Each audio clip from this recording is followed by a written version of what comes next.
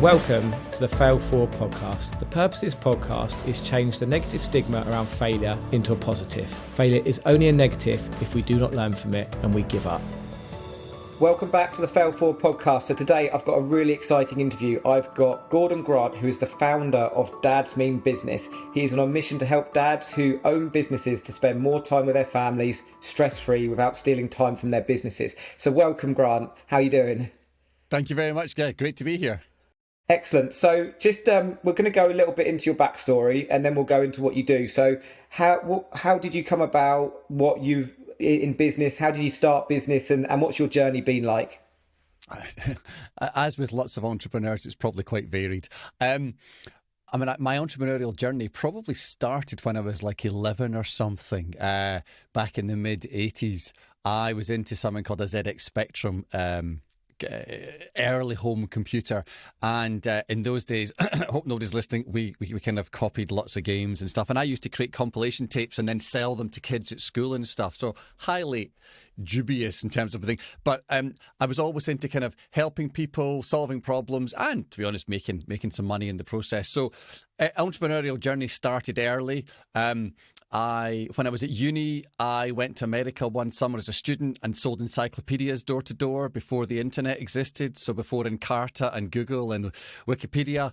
That was a hard slog because that was like starting selling encyclopedias for a set for over $300 at 8 in the morning, knocking on people's doors and going through to 9:30 at night. That was tough.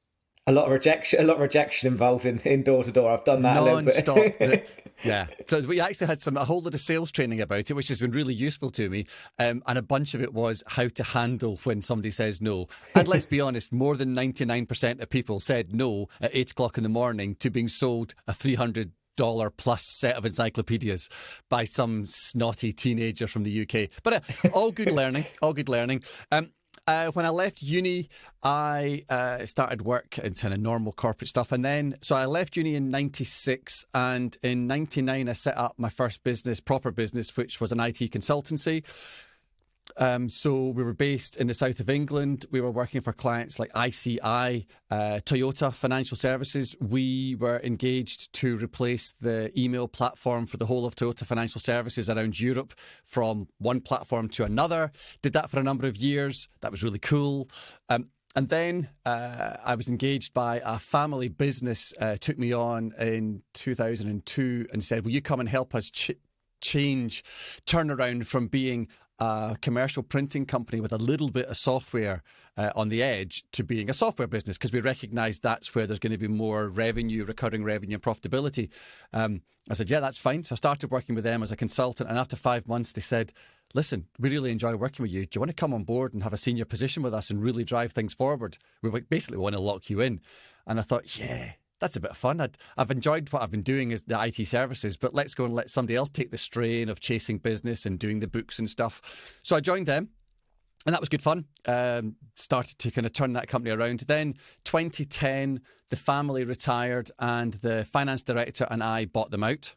And we took over that business, and then that gave us the opportunity to really accelerate the growth of the business as a software business. We ended up with 50 employees on 3 continents. We had clients all over the world. We worked with major retailers. So household names in the UK, Waitrose was a customer for 20 odd years, John Lewis, the Co-op, a lot of so mostly retailers. We also had IKEA. We won their global account.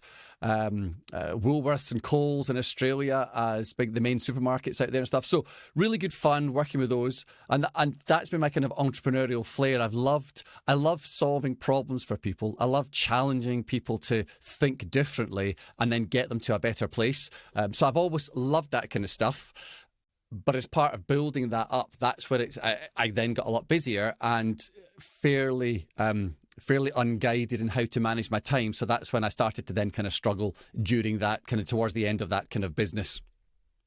I actually love what you say. You've said it twice now. You said it early on that you love solving problems. And I say that to all my mentees on my mastermind, that we're not really business owners. We're problem solvers, that we just keep getting another problem and it's the next one. And then the next level you go up, Rob Moore always says it, new level, new devil. The more we go up, the more problems we get. And essentially that's what we are. And the more value we bring with problem solving is actually how we then get paid more, etc., etc. So, I could see from an early age that you were doing that problem solving thing, which is fantastic. So yeah, absolutely love that. So yeah, carry on. Tell me what happened next. So you started getting into a bit of troubled waters with your time and things. Yeah. So, well, when I started the first business, the IT services business in '99, I was young, free and single. So my time was my own. I didn't really have much going on. I was able to kind of allocate time wherever I wanted. And I poured a lot of it into that business because I was single, didn't have a girlfriend, any of that stuff. And then wind forward to kind of 2017, 2018. I'm now married. We've got 2 kids. I'm flying all over the world. In 12 months, I did 42 flights, 12-month period, just flying everywhere, which is, I enjoy traveling. I enjoy that kind of lifestyle. But it doesn't fit when you've suddenly got other responsibilities and other people, who are relying on you for just being there to do stuff, and you also want to be with them. That becomes a bit of a challenge. So which master do you serve? Do you serve the business and keep driving forward, or do you pull back and support and love your family or yourself? So we got to the point where, probably if I take you back to maybe October 2018, I think it was, my one Sunday afternoon, I'm sitting at the bottom of the stairs and my wife just called through from somewhere else in the house and said, remember we're going to see so-and-so this afternoon? I was like, And then she kind of didn't get an answer, so she called again. Hey, did you hear me? Remember we're going to see so-and-so, family friends who we really enjoy their company. And I just said to her, I can't go. She said, what do you mean you can't go? You're not well. I said, I don't know. I just literally, my mind was blank, but I knew I couldn't go and see them. She said, what's wrong? I said, I don't know. She just looked at me and said, okay, not a problem. I'll just phone them and say that you're not feeling great and we'll reschedule, not a problem. Why don't you go and lie down and stuff? And I was like, yeah, okay. And I was gripped by something, but I didn't know what I was gripped by. I was actually scared to go and see my friends, to hang out with them. I just wanted to be on my own. I literally wanted to go and lie in my bed and not see my wife or my kids and just shut the door. And I'm an extrovert. I feed off other people for my energy. That's where I get built up with other people. And I found myself actually wanting to shun other people and just be on my own, which was an odd thing to feel. So I called my business partner and said to him, this is Sunday evening then, I said, listen, I'm just not feeling quite right. I'm going to take tomorrow off. I'll be back on deck on Tuesday. He said, what's wrong? And I said, I actually don't know, but I'm not feeling, I just don't know. He said, right, take the whole week off. I don't want to hear from you. Unless you need me, call me and I'm absolutely here. But if you don't need me, do not call me. Don't answer any emails. I'll sort everything. Just take the week off. And that was great because I immediately felt a bit of relief. So on the Monday morning, my wife was going somewhere and was going to be working from a cafe for a while. And I thought, I'm going to go and hang out with her. So I hung out with her for a bit and thought, how do we do this? And we had a chat and we decided I needed to go and see the doctor. So I went to chat to the doctor. Doctor was great. Doctor gave me so much time. I didn't feel any pressure of time. She just said, what's going on? And I was like, I actually don't know. But last night I couldn't find a receipt for £3.50 for my business. And actually up to a certain level, you can just write that off. It's just petty cash. I said, I couldn't find the receipt for £3.50 and I burst into tears.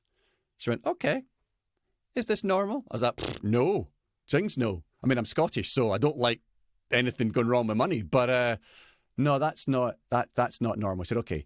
And she took me through a series of questions and kind of tests as such. And we had a really good chat and she said, okay, I think we need to get you some support. I think we need to maybe help you with some medication, but I think we also need to get you some actual kind of help with somebody chatting to you through this. This doesn't seem right. I was like, okay, good. And it was weird because I felt really vulnerable. I felt embarrassed. I was like, oh man.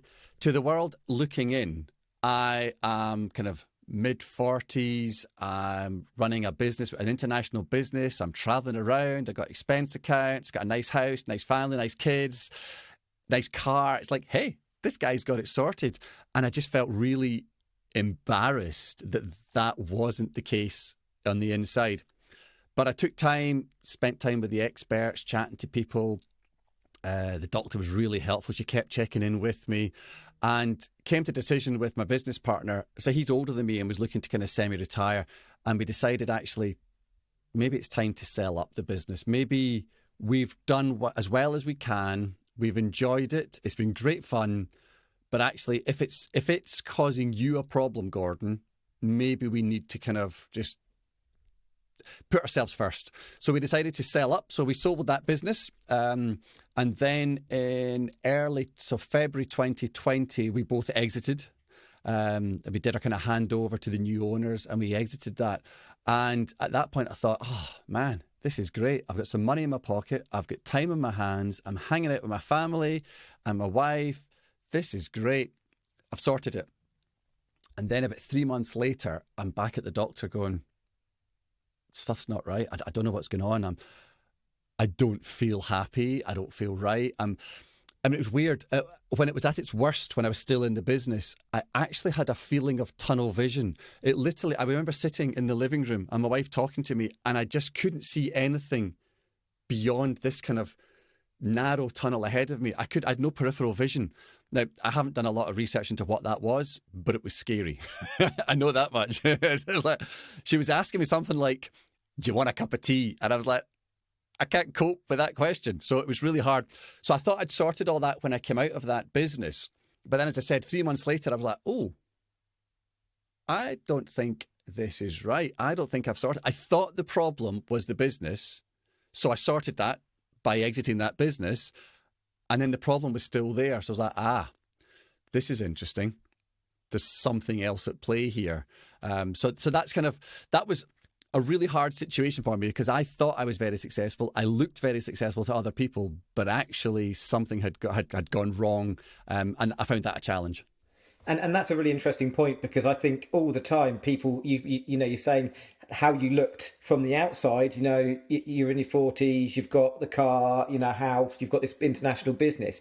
I think it's very easy for everybody to look at other people and go, oh, it's all right for them, and what's their problem? But mental health is really tough to understand from someone's point of view. And sometimes people can see from looking from it feels like that, but actually, everybody's got their own thing going on, and whether you're at one level or another level, Stephen Bartlett talks about it in his podcast about the day he found out his company was worth 300 million, and he just felt flat. It was like, okay, we made it. Oh, okay, now how do I feel? And quite often we're trying to get to this destination, and then you get there, and it's really interesting to hear that and what you're saying, and actually it's very relatable because I've had similar feelings. So I completely get that. So at that point, you're now at a point where you're going back to the doctor. How did it unfold after that?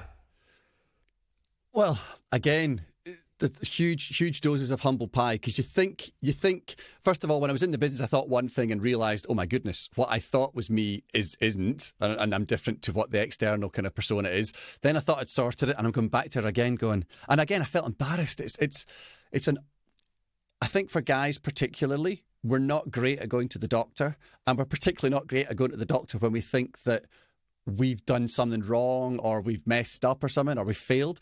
So I was kind of going back to her saying, I seem to have been here again. And she was great. She was like, that's all right.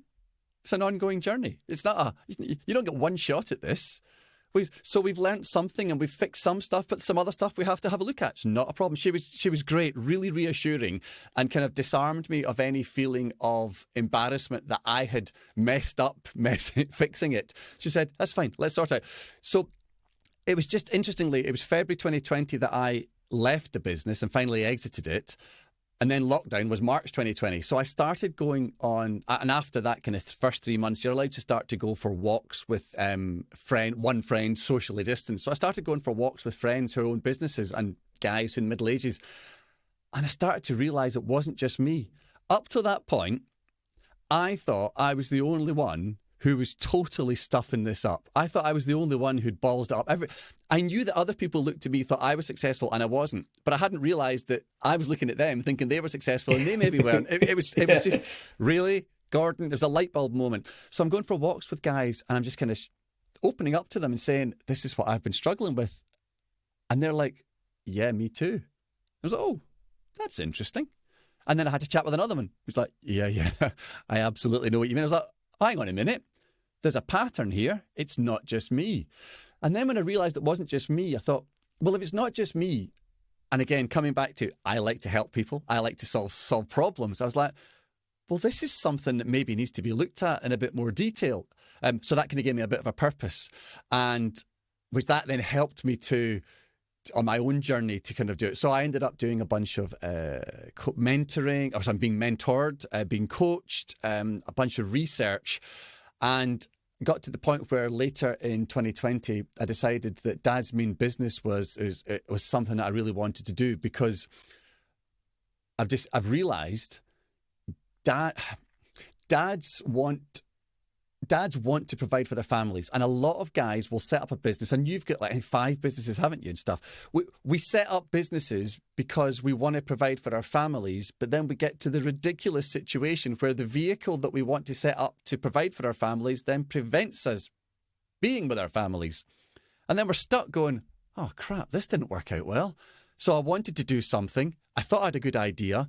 I'm doing the good idea, but it's the very thing that's now stopping me be with the people I want to be. Man, this is just... And then you feel like you're stuck in a hamster wheel. And a lot of guys have this perception that this is how it has to be. I just need to man up. I need to suck it up. And in about 10 years' time, I'll have wrangled this business into the right shape, and I'll be able to spend more time with my family. But the irony is, our kids don't stop growing up. They don't wait 10 years for us to get our stuff together. So every day our kids are one step closer to walking out the door, not in a bad way, but just to be strong, independent adults living their own lives. So they haven't got 10 years to wait while we sort our stuff out in our business.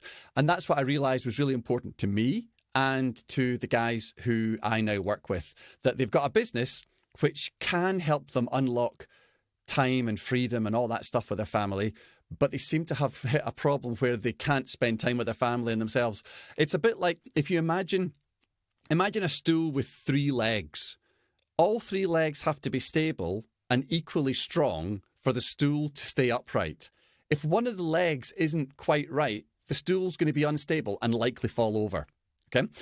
And I think there are 3 legs that we need to get right as dads. The first one is our business, right? We have to have a good business. The business has to be stable and be able to cope. That's good. I mean, it doesn't have to be setting the world on fire, but it has to be doing what we need it to do to provide for our family. Great. Tick in the box. We've done the provider thing. Then there's the family. You need to be, and your personal relationship with your spouse or your partner, whoever. We need to be there for them and pouring into them and being the provider and supporter and encourager for them. So that's good. But the third one that a lot of guys get wrong is themselves, their personal identity. This came home to me about a number of years ago. There was a dad I met at our boys' school. Never met the guy before. We're just doing the usual kind of chit-chat. And he said, so, what are your hobbies? And I looked at him. And he's like, okay, this guy's an idiot. He thought he'd help me out and said, so, the stuff you do in your free time? And I'm like, yeah, strike 2. And he went, what? You've no hobbies and no free time? I was like, I'm just realising that. Yes, that's interesting. And I was like, oh, okay, I don't do anything for myself now. Because I made a commitment to my wife when we got married. I'm not going to be a guy who's married to the job and works all hours and then is off doing sport, golfing, drinking, whatever at the weekends. I'm going to be here for you. And then when my kids were born, I made a commitment to myself. I'm absolutely going to be there for school pickup, school plays, football matches, hanging out with them, all that stuff. And I also want to be committed to my business because that's one of my values and one of my personality. I really want to make that work. But what I'd realised was I'd totally lost sight of myself. So I was James's dad, Andrew's dad, sometimes Catherine's husband, but very rarely was I Gordon. And that I realised and then I realised there's a bunch of guys who've got the same problem. So that's where Dad's Mean Business is about helping guys to get those 3 legs right. If you don't, a lot of guys are good at the business and the family, but not themselves, same as me. A bunch of other guys are good at the business and themselves, but not at the family. Rarely do you get a guy who's good at the family and themselves and not the business, but because then the business is just going to collapse. So what we do at Dads Mean Business is we help dads to kind of really get those three legs stable. And that's our purpose. Absolutely love that, and I can relate to literally. This is so relatable to me with my journey, and also like as men, you know, there's the other thing that is the biggest killer in men in the UK is suicide, and a lot of that comes through the mental health challenges. And one, like you mentioned, the whole like it's the man up, and it's like kind of like even like in my dad's generation, like he doesn't talk about his feelings at all, like, and we don't, and it's kind of like, you know, you're brought up to be a man, and you've got to get up, and you can't cry, and you can't be emotional, and you can't share this emotion and be vulnerable. And you know, I think it's great that, you know, you had this realization, and you started having these walks, and you're starting to see other people, because I see it all the time where people feel like they can't open up and talk. And I think if we could solve one thing, it is to get men to talk more as well, and to feel like they can be vulnerable. And actually, you know, when you go down the pub and you see a mate who's having a hard time, it's not just like, let's go and drink 6 pints. Like, actually, do you want to go for a coffee and let's have a conversation about this and see, are you okay? Because certainly for me, when the business went under, and it's no disrespect to any of my friends, but it was like, right, let's just go down the pub and let's sort this out and have a few beers, and then you feel 10 times worse the next day. So I can definitely relate to all this, because I actually, if I had my three stalls when the business was going under, I was crap at business. I was crap at being a dad because I wasn't there. And I wasn't really looking after me. So I was like, literally, my stall wasn't standing up. It was flat when the business went under, because I was just going out drinking every weekend to try and de-stress myself, because that's all I knew. I was overeating, really just not in a good place. And I actually had quite a good marker, because when Esme, my daughter, was born 6 years ago, the business was good, and I spent a lot of that year being able to support my wife. 3 years later, and this is why it's really good to be able to contrast it, when the business was going under, Ned was born, and for that year, I didn't really see him at all. Like, I didn't see my child. So actually, it was ouch, but it was to see the both. It gave me that realization afterwards that now people ask me, how do you define your success? And I say, how much time I spend with my family. That's how I define my success. And actually, this summer I took a couple of months off, and still worked a bit, but we went and I just put everything in, because you're right, like, your kids won't wait for you to get your shit together, because actually they're only young and innocent and want to spend time with us and think our jokes are funny, and, you know, have that moment, probably 0 to 10. And then when they start getting into teenage years, I certainly know what I'm like. They don't think I'm funny anymore. They don't want to hold my hand. They're like, you know, Dad, just shut up. Just give me a lift to town, or give me a lift to school, or whatever. So, you know, I can relate to everything you're saying in this. And it's something that I'm a massive advocate for, is to be helping dads, because I think there is this added pressure that we get where we want to provide for our family. We want to have dreams, but something seems to give. It's like, you know, what, as you say, that I love that analogy of the stool, because, you know, it seems to be something takes its toll, and generally it's our own health, because we're trying to do everything, and then we don't look after number one. And actually, if we don't look after number one, how are we supposed to look after other people? So you're absolutely, you know, I'm loving this interview. It's fantastic. So yeah. So you're back in. You're sort of starting to create this business, and where did it go from there? And you know, and how do you work with people? Okay, so I, like yourself, I have multiple kind of streams of income. I like to be able to mentally jump between different kind of scenarios and environments. So I went back to what I know. So I set up an IT consultancy business. So I now work in the health sector, so working in an IT capacity there. I set up a property investment business in January 2021. So helping, and that came from a friend introduced me to Property Coach, and I've always been involved in property a little bit as a kind of a side thing. But I realised, again, a lot of guys are working super hard in their businesses, but they haven't actually got a plan for building proper assets and then having those assets working for them. So in our property business, and I know you're heavily involved in property as well, in our property business, we help armchair investors who haven't got time or the inclination to get involved in property, but would like to and realise that is a really useful way to build your net worth and your asset base over time. We help them to get involved in property. We take away all the problems for them. We say to them, it's a 5-hour promise. We will take maximum 5 hours of your time from you agreeing to work with us to you having a property that you own, and we'll find the property because, oh my goodness, how am I going to find a property that's not a turkey? We'll do that for you. How am I going to get it through all the processes? We'll do that for you because we do it every month. What if I don't find a tenant? We'll do that for you. What if the tenants don't pay the rent? Tell you what, we'll cover the voids for you. So basically, and we'll give you a guaranteed return of at least 8% a year. So we basically say we'll take that for you, package that up, and we'll provide that as a service for you to allow you to be starting to build your asset base, your net worth, all that stuff, whilst doing your other things. So it's just taking that, it's helping them, support them and give them a kind of a platform and a rock solid base, but they don't have to worry about it themselves. So that's the property side of the things. I got the IT consultancy business, which is what I love. And I love that. I love sorry, Gordon, just going back to the property thing, I absolutely love that because there are a lot of people, and there's people in my tree surgeons mastermind, and I share it all the time, that yes, to have a service-based business is great, but actually to add some assets in, it takes that pressure off again of being the dad that needs to provide.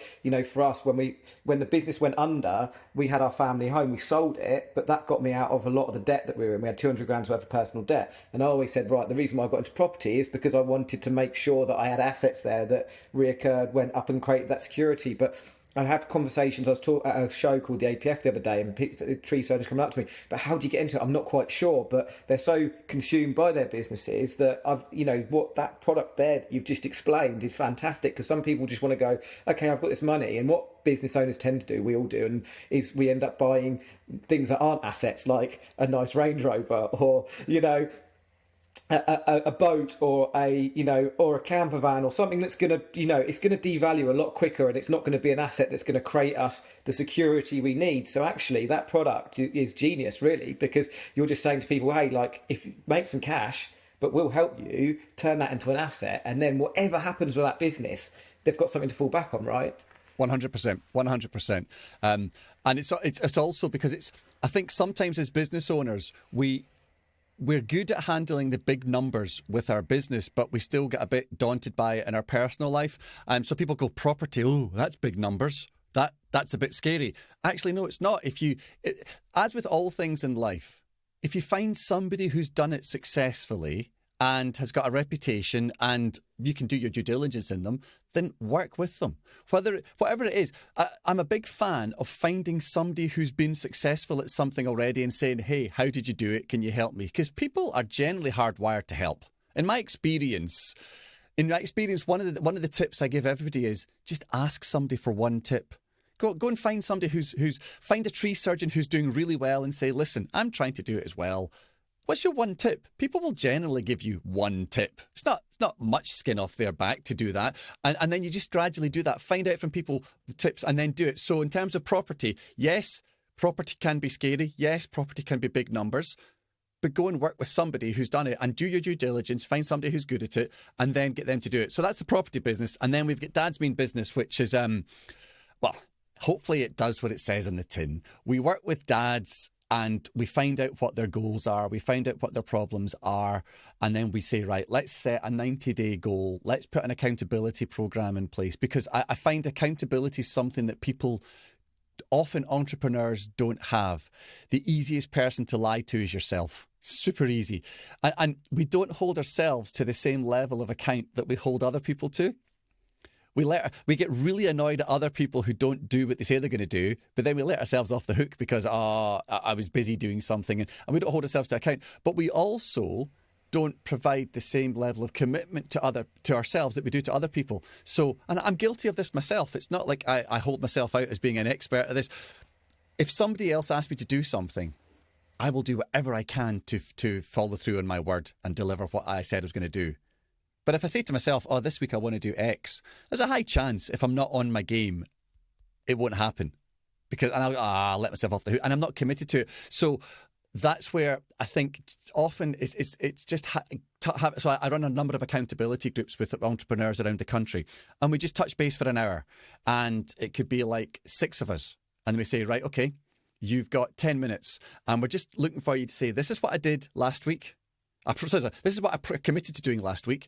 How did I perform against what I said I was going to do? Here's what I want to do in the coming week, and here's any problems I've got or questions I've got. And everybody else gets a chance to chip in and go, oh, had you thought about this? Because an independent set of eyes and ears sometimes can just ask a really weird question that you wouldn't think of, and you go, wow, that's just given me an interesting thought. And we're just in and out, and it's just that accountability. People say the accountability is what they miss, and you know that you're in a number of masterminds, you run masterminds. The value of just touching base with people is what keeps them on track for the journey that they've set. Otherwise, we can drift off course, and suddenly it's 6 months and we go, wow, I'm nowhere near my goal, and it's too late to get back on track in time. So it's that kind of accountability is what we do. We also have something called the Super Dad Super Business program, which is where we take people through kind of 7 kind of modules, and the first one is mindset. And people who haven't done personal development go, mindset, ugh, that's all woo-woo stuff. I'm not interested in your woo-woo. It's like, yeah, great. Okay, there's your first limiting belief you have to get past. Welcome to the topic of limiting beliefs. It's not woo-woo. It's how you think about things. And a lot of dads will have the opinion, who owns businesses will have the opinion, as I said earlier, this is how it is. I just need to man up and push through. Okay, that's not true. There is another way. You don't have to be a hamster on a wheel. So we tackle mindset, always mindset first. And some people obviously need a bit more help, and some people need a little bit less help, but we need help with that. Then we'll look at your business. We get something called the 5 Ps, where we look at your business and how have you structured your business in terms of your operations? Are you making best use of your time?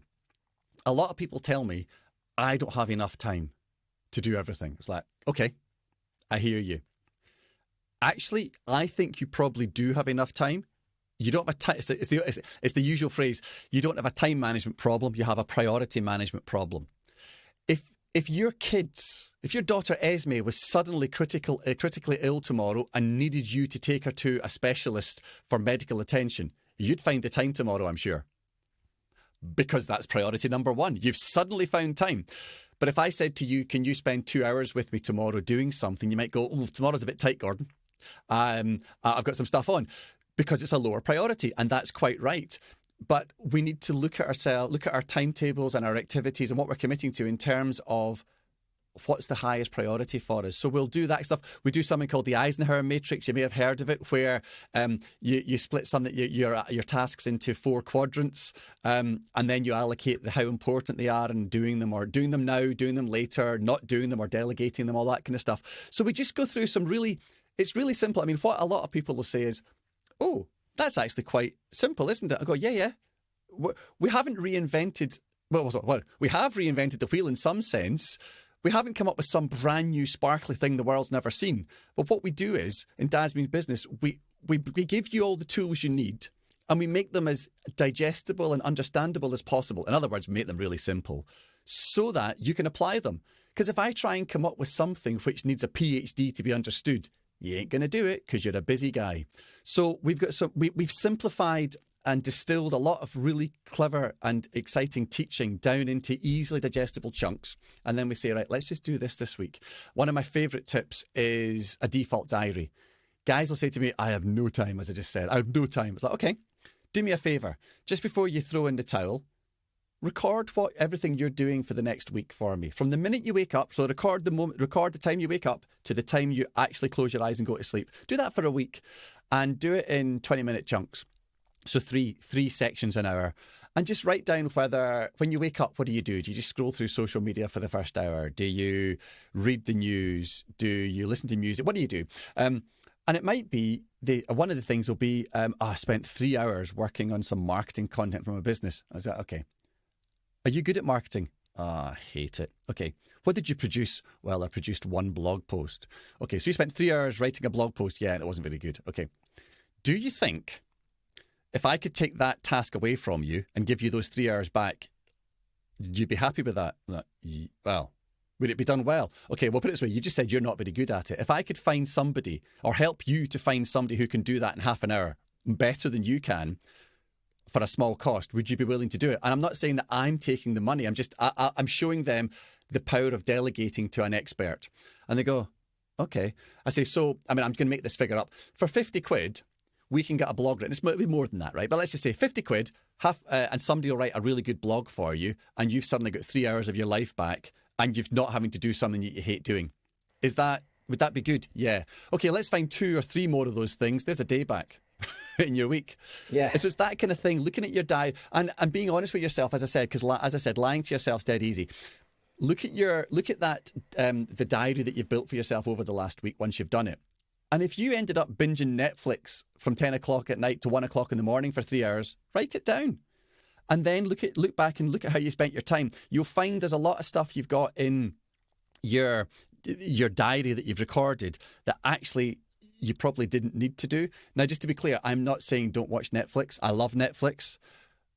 But there's a time and a place, and be aware those episodes are designed at the end of the episode. If you're watching a series, it finishes on a cliffhanger. You're like, oh my goodness. And if you're not quick, it's already autoplayed the next one. So just be aware of that and be strong with yourself and say, you know what, I'm going to watch 2 episodes tonight and I'm going to stop and I'm going to do that. So it's about that kind of stuff, finding your time. I absolutely love that, because people say to me all the time now, running multiple businesses, podcasts, everything, Henry, where do you get the time from? And I'm like, I just now leverage other people's time. Like, yep. I had to, after the business went under, one of the biggest things I realised is that I was a complete control freak, and I was that guy that said, like, if you want a job done properly, do it yourself, and all these kind of things. And now I look back and go, like, I'm just leveraging people's time all the time in every single business. And I read a really good book called Who Not How by Dan Sullivan, and that is very similar. Like, don't think of how I can do something. I was trying to do SEO for months and reading all these books, and I read that book and suddenly went, oh, I need to find a who to do my SEO, and they'll do it twice as quick. I'll get those hours back.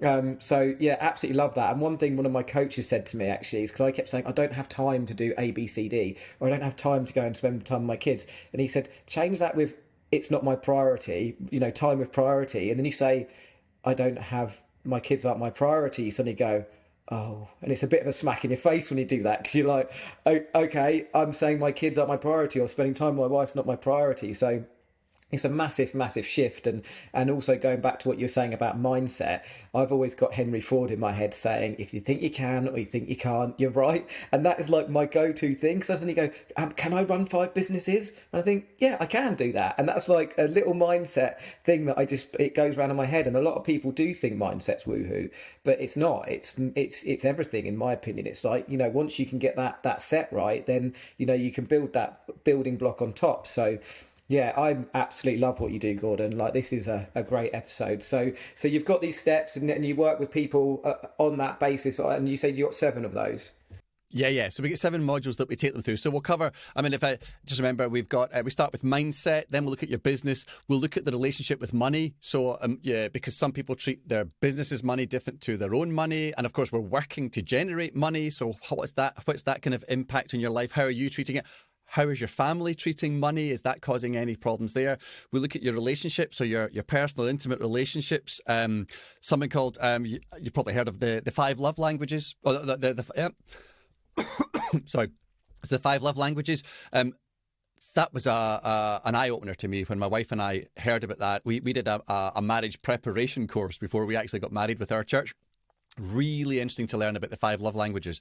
I'm going to cough again, hang on.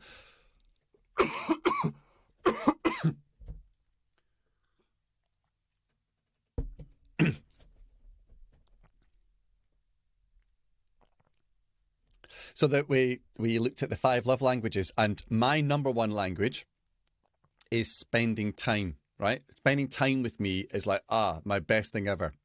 My bottom language, you do a test called the 5 love language test. It's a free test you can do online. Giving and receiving gifts was 0 for me. It does not register. If I never received another birthday present, Christmas present, or gift in my life, it would not affect my life in the slightest. My wife's number 1 love language, gifts. So it's like, if you hadn't realised that would cause tension, because she would be permanently disappointed that I'm not giving her gifts through the year, and my birthday presents for her and my Christmas presents for her are really not that great because I don't understand it. It's just my brain is not wired that way. But because we had done that test and done that understanding, it's like, but she also realizes that the way to show love to me, for me to feel loved, is to spend time with me. So we'll look at relationships, we'll look at that kind of stuff. Again, using that word leverage that you said earlier, it's for Dad's Mean Business, one of our main things is leveraging anything we have access to, whether it's somebody else has done some really clever training on the 5 love languages, whether it's using it, people who are experts in specific fields like admin or marketing or sales or whatever. It's finding people. It's the who, not the how, as you said. Okay. So we're all about, we've done the hard work to find all the clever learning, and now we've packaged it up so that it's easily digestible for busy dads. We'll also look at their kids, spending time with your kids, tips for spending time with your kids. A lot of dads think that you got to spend money when you're hanging out with your kids. Oh, I got to go, and it's going to cost money. It doesn't need to cost money. One of my tips would be, sit down with your kids and get a bit of paper and do it into 4 quarters. Draw 2 lines, make it to 4 quarters. And the first quarter, call it free. Write the word free. Next quarter, top right, call it low cost. Bottom left, medium cost. And bottom right, high cost. And just say to the kids, come up with 10 things that you'd like to do with me or with us as a family in each of those boxes. What can we do that's free? And the kids will go, yeah, I'd love to watch a movie with you. And it might be the movie you've watched with them 10 times already, but hey, they want to do that. And then they'll think, well, what can we do that's low cost? And you say low cost is less than 30 quid. And they go, okay. And it depends how old your kids are if they understand the concept of what things cost. And you get your kids to fill that in. And suddenly you've got a list of things that your kids would like to do. So instead of you going, what can I do with the kids this weekend? You've got a list where they've literally said, I would find it acceptable if we went to the park and kicked a ball around. Look, great, that's a free one. So that kind of stuff, we look at that kind of stuff as well. It's just tips for spending time with your kids and interacting with them. I'm a big fan of quantity over quality, right? Now, I know this is difficult, and with families that are separated and stuff, then it can be really difficult. So I'm not meaning to be controversial, but I'm a big fan of having it in our minds, quantity over quality, because I could spend an hour with my boys, really good quality stuff, right? And I say, right, that's it. I'm going to go into the house and do a bit of work. They'll be at my door, my study door in half an hour going, Dad, can we go and play football in the garden? I was like, well, we've just spent quality time. I don't think my kids understand the concept of quality. They just want to hang out with me. And they're not, as you said, they're not going to do that forever. So I'm a big fan of just hanging out with your kids when you can, as time and other priorities, responsibilities allow. So we'll look at kids. We'll also look at your health, your physical health, your mental health, because those are really important. Because what's the point of doing all this for your family if you're so overweight that you can't go and play at the park with them, or you're so stressed that you have to go and hide in a dark room and you can't hang out with them? So we look at the health side, and then we just look at identity and recreation, yourself. What are your hobbies? Who can you go and hang out with? You know the phrase, you're the average of the 5 people you hang out with the most. So are you hanging out with people who are mumping and grumping and dragging you down, or are you hanging out with people who are elevating you and opening your mind and being positive around you? So it's just that's the kind of stuff that we work with our dads.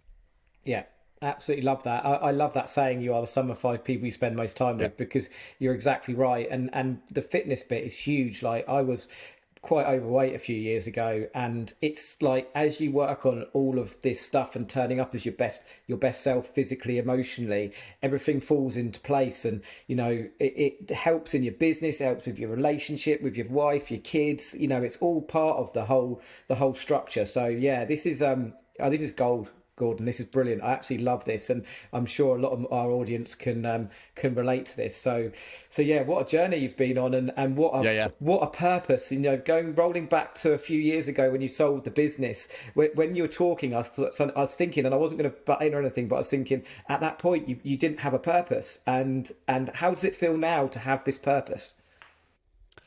Oh yeah, it's night and day. When I exited the business, I was sitting at home with some money in my pocket, but thinking this is great. But actually, it was a bit boring because I was aimless, purpose, rudderless, all that stuff. Now, see, when I worked for large companies around the world as they were my clients, I was helping them solve problems, but really. The benefit was their bottom line was being helped, which is nice, and the world needs profitable businesses. But now with Dad's Mean Business, I actually see families being impacted, and that's a lovely feeling. It's lovely to be able to help people and see material change in people's lives rather than just a bit of efficiency in the business. So yeah, love having that purpose. Absolutely love that. And so for anyone listening, because there's a lot of people that will be listening that are doing 12, 14-hour days, and they might look at certain people like me going, oh, I don't work full weeks anymore. I'm not doing 12-hour days. And no, that's all right for him. It's not possible. But, this whole thing with passive income and actually having businesses that set up that work for you than working in it all the time. What would you say to someone that's in that mindset where they're like, that just can't be done. That's not me. I would say they're right. I would say if you think it can't be done, then it can't be done. Well done. Because again, it comes back to mindset. When I was in that position in the past, I was intentionally but subconsciously blocking out opportunities and solutions to the problem, because I was saying that won't work for me. Therefore, if I ever tried it, because I was starting it with that mindset, it didn't work. It was a self-fulfilling prophecy. So if somebody has the opinion that it won't work, they're right. However, if somebody's willing to say, I'd like to see how this could work for me, then change your mind and go, how will this work? It's the how. How will this work for me? And I would say, just take a little bit of you need to it's a bit like when they used to sell toothpaste on TV. I don't know if they still do it or not. They used to say to you, if it's whitening toothpaste, they'd give you a little chart of 20 different colours of teeth, and they'd say, before you start, work out which colour you are. You've got to take a baseline, because otherwise, if you don't do that, once you've done something and you've improved, you've forgotten where you've come from, so you don't see the benefits. Like your kids growing up, you don't see your kids growing up day to day because you see them every day. So what you need to do is take a baseline of where you are right now. Okay, I'm working 14 hours a day. Fine. Let's get that written down. Let's work out how I'm spending my time 14 hours a day. Yeah, that's tough. I don't doubt, especially if it's a physical business, then that's going to be really hard going. But let's baseline that, and then we just start to look at opportunities to say, what could we do about that? Could we delegate something? Could we stop doing something?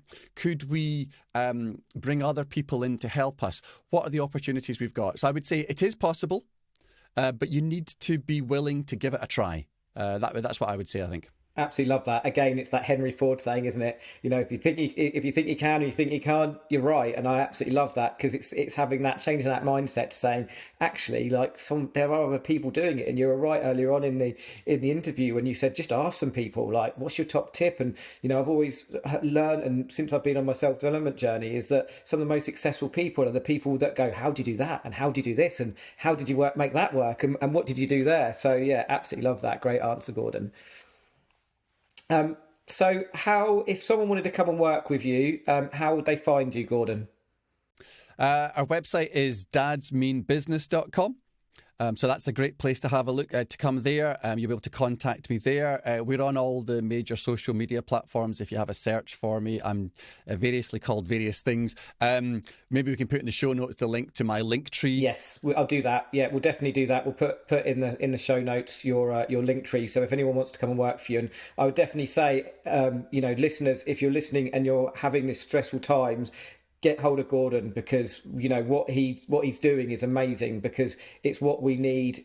For men, we need to be working through these solutions and getting to a point where we don't look back. They did a survey, and you probably know this survey, Gordon, of OAPs who are sat in their care homes, and one of the main things they said is just to have time back and to have done more and spend more time with families. So go and speak to Gordon, because your purpose is so close to my heart, and I absolutely love what you're doing. So any final words before we go, Gordon?